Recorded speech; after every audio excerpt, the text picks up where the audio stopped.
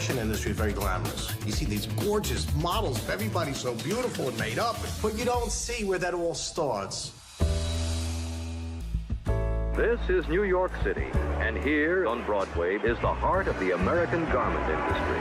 You'd walk down 35th Street, box trucks all over, fabric. You couldn't walk around, they'd knock you right over, you know? It was the biggest single employer in New York City. The garment industry is a microcosm of everything that's going on in this country. We are losing not only blue-collar jobs, but we don't produce anything anymore.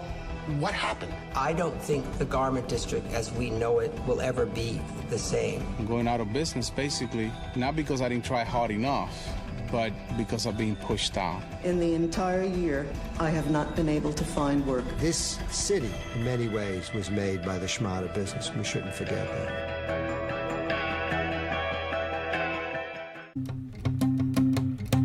Are you Larry David? No? No. Sorry, it's all I got. I'm kind of a starving artist. You look like you eat all right to me.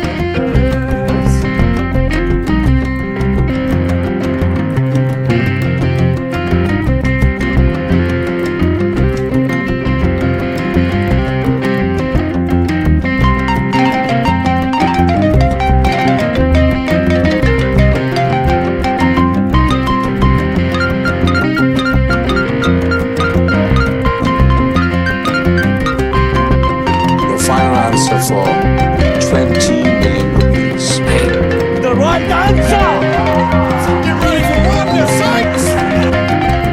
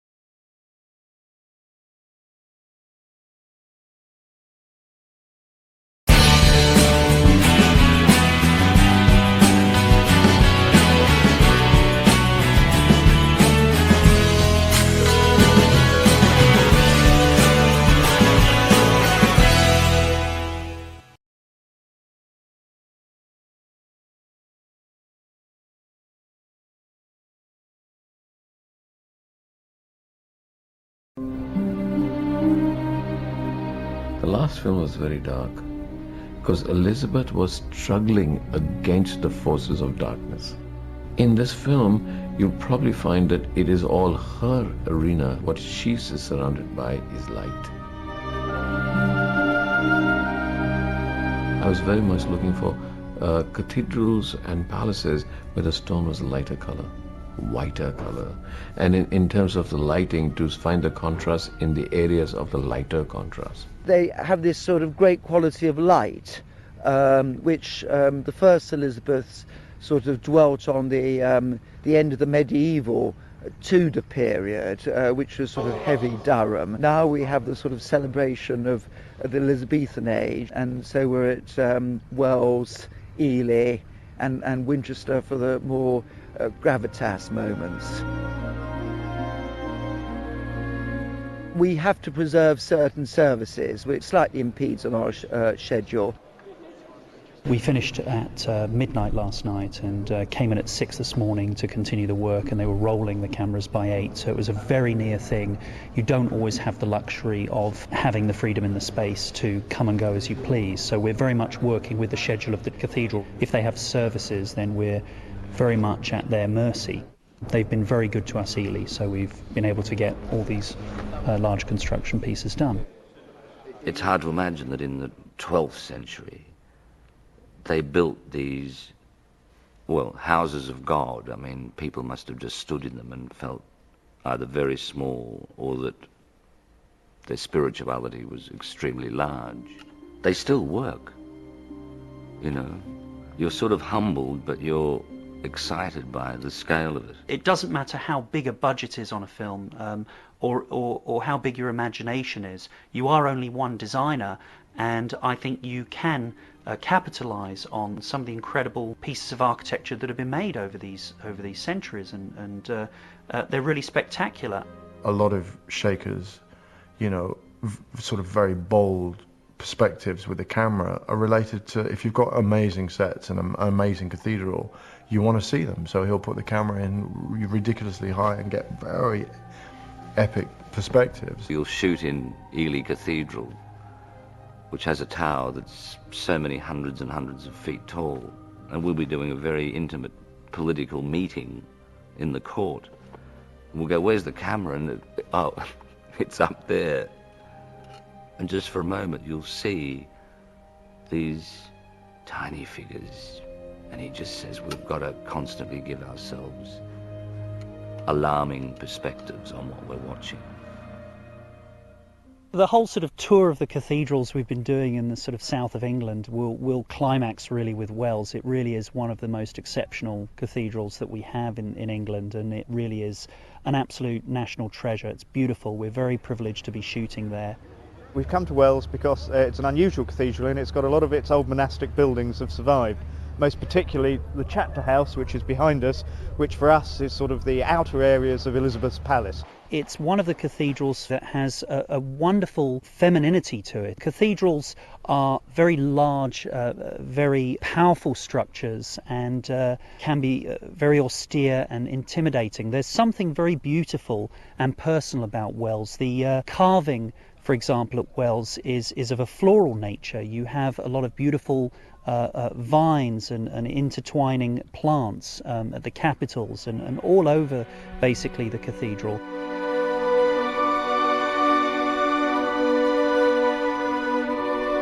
It seemed to me that it would be nice to choose a cathedral that had some of these feminine qualities and some of these details which were a little more intricate than somewhere like Durham, that in itself is a fantastic cathedral but very brutal in its scale. This offers a slightly more personal ambience, I think.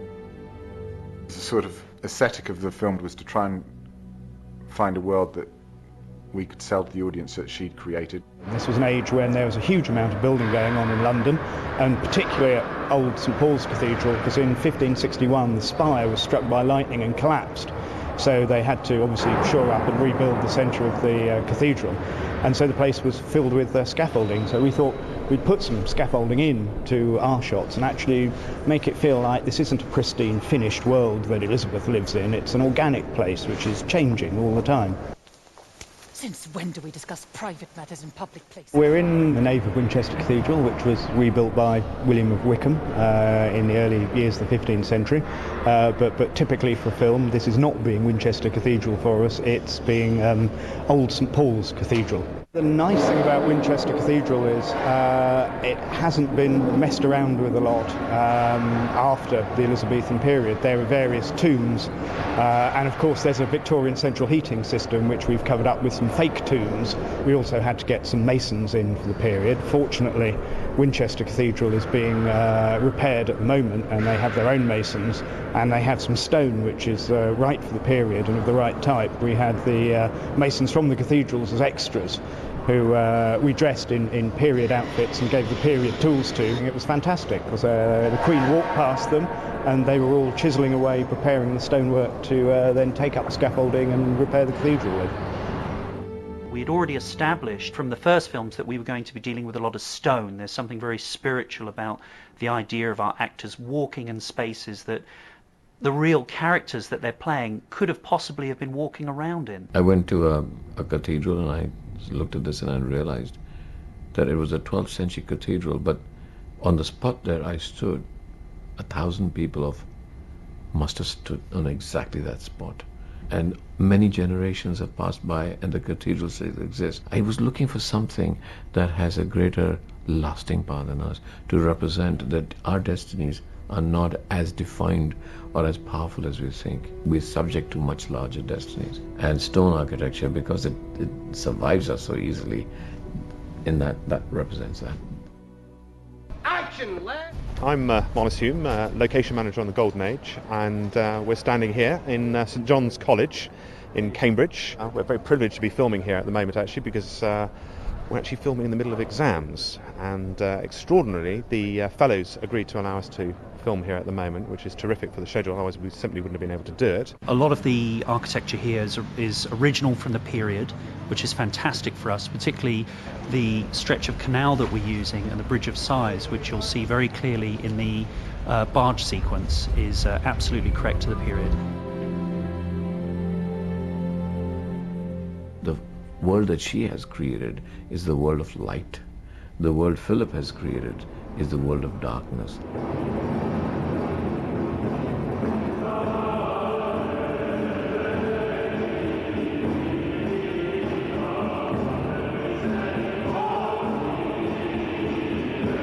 We're Westminster Cathedral, which is right in the heart of London. It's strange, but we're cheating the Escorial, which was Philip of Spain's palace.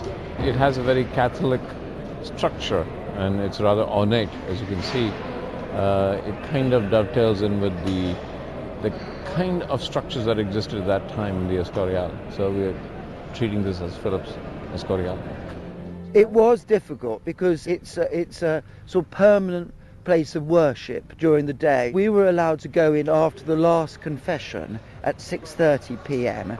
and we had to strip the cathedral of everything recognisably modern and turn it into our Lisbon Cathedral, and then put everything back for the first Mass at 7 a.m. It's amazing. You walk into a cathedral and they look pretty authentic. You look around. When you start looking at them a bit closer, you'll be amazed at how many modern fixtures from the 20th century, 19th century, 18th century, are all very, very obvious and very visible. All these things have to be removed to make this film look realistic. Today we're at St Bartholomew's Church, which is in central London, and we're shooting the scene which is Mary's execution. So this will double as Fotheringay Castle, which doesn't exist anymore. There are a lot of things here that were additions to this space much later, which we've had to cover up by either using period banners or radiators, which we've simply covered over. There's one right behind you which has been turned into a piece of stone, which actually is a hidden radiator. And of course, as I mentioned before, the grating on the floor, which is Victorian, we've had to basically photograph and then print tile and lay it down over the top so that we keep a fairly authentic look to the place. I've had my family with me throughout the whole shoot, and my daughter, who's 13, happens to be doing a sort of medieval project, so I've been able to enjoy not just the functionality of moving from point A to point B to point C, but we can pick your Gothic from your Norman. We've been to some incredible places, we've been to some epic cathedrals and been in, huge, epic historical buildings, and it can't help but inform and help the way you play any scene.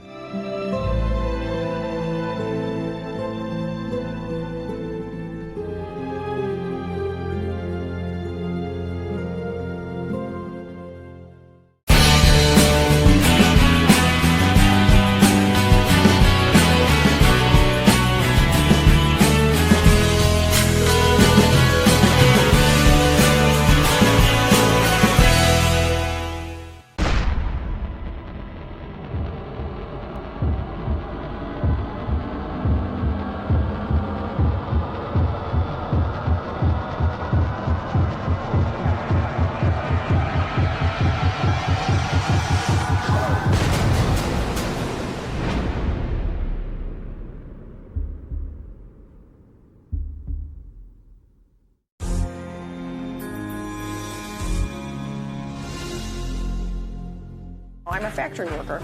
I'm proud of it. I thought I was going to retire from GM, and it didn't work out that way. We went to a meeting and seen on TV that they were shutting the plant down. I had this vision of this big, gentle dragon taking its last breath. I couldn't believe the reaction of the people. They're so proud of our work. I know how much went into building a high-quality vehicle. It's the family, it's the people, it's your friends. And I love them all. We spend thousands and thousands of dollars fighting wars in other countries. Let's take care of our own people here. I can't believe it's going to be the last truck. And that's it. Job is over.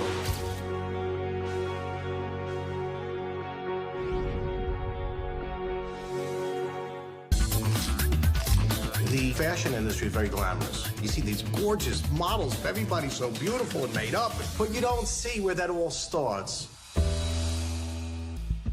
This is New York City, and here on Broadway is the heart of the American garment industry. You'd walk down 35th Street, box trucks all over, fabric. You couldn't walk around, they'd knock you right over, you know? It was the biggest single employer in New York City.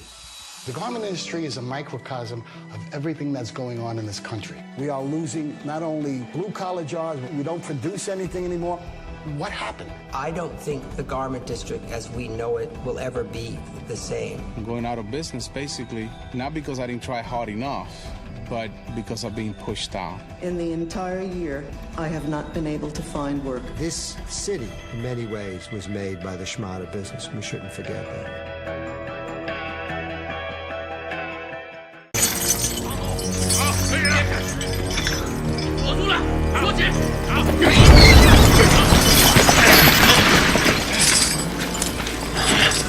够了。为朕的皇后，可饶其不死。充其令，卿之命为重。入定誓言。正是。